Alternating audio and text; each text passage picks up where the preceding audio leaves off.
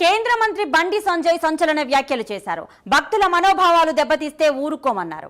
రాజన్న ఆలయం మూసివేస్తే తామేంటో చూపిస్తామన్నారు బండి సంజయ్. రాజన్న మొక్కులు భీమన్నకి ఎలా చెల్లిస్తారని ప్రశ్నించారు. ఆలయం మూసివేస్తే డోర్లు తెరుస్తామన్నారు. ఫైరింగ్ చేస్తారో లాఠీ చార్జ్ చేస్తారో చూద్దామని బీజేపీ నాయకులు జూమ్ మీటింగ్ లో బండి సంజయ్ హాట్ కామెంట్స్ చేశారు.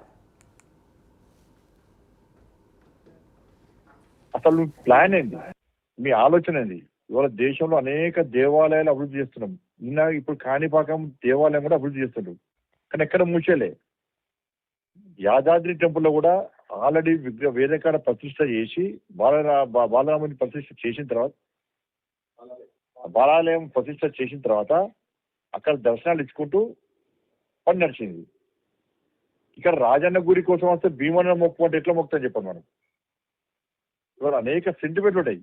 ఇవాళ నాకు ఉద్యోగం వస్తే ఇవాళ ముఖ్యంగా ఆదిలాబాద్, కరీంనగర్, నిజామాబాద్, వరంగల్ ప్రాంతాల్లో దీంతో పాటు ఇప్పుడు మహారాష్ట్రలో ఈ మధ్యలో చాలా సార్లు కూడా నాకు ఫోన్లు వస్తూ ఉంటాయి. సార్ మహారాష్ట్ర వస్తున్నాం, మాకు రాజన్న దర్శనం కావాలని చెప్పి చాలా మంది ఫోన్ చేస్తూ ఉంటారు. మన ప్రాంతంలో ఎక్కువ కూడా ఉద్యోగం వస్తే మొక్కులు తీసుకుంటారు, పిల్లలు పుడితే మొక్కులు తీసుకుంటారు, పెళ్లిళ్ళు అయితే మొక్కులు తీసుకుంటారు, ఆరోగ్యం బాగాలేకుండా మొక్కులు తీసుకుంటారు.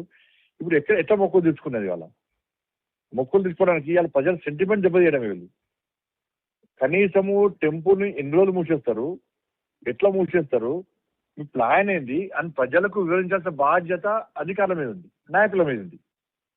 మీరు వారం రోజులు మూసేస్తారా, నెల రోజులు మూసేస్తారా, లేకుంటే మొత్తానికే మూసేస్తారా, సంవత్సరం మూసేస్తారా? ఏమీ లేకుండా మీకు గుత్తాధిపత్యము మేము ఎవ్వరు పర్మనెంట్ కాదు. బండి సంజయ్ పర్మనెంట్ కాదు, ఇలా కాంగ్రెస్ పార్టీ ప్రభుత్వం పర్మనెంట్ కాదు, నాయకులు పర్మనెంట్ కాదు.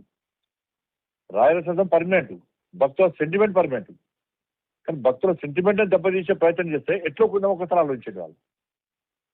అకస్మాత్తుగా మేము చెప్పింది నడుస్తుంది, మేము చెప్పింది నడిపించాలని చెప్పి ఆలోచనతో వెంటనే ఇప్పుడే ప్రకటించి రేపటి నుంచి బంద్ చేస్తున్నామంటే ఎట్లా ఒప్పుకుందని చెప్పండి. కాబట్టి నేను అధికారులతో మాట్లాడినా టెంపుల్ మూసివేతను ఎట్టి పరిస్థితుల్లో వ్యతిరేకిస్తాను. మీరు ప్రజలతో మాట్లాడండి, ప్రజలతో చర్చించండి, చర్చించి ఎప్పటివరకు పనిచేస్తారు, ప్రజల దర్శనం ఏ విధంగా ఇస్తారు.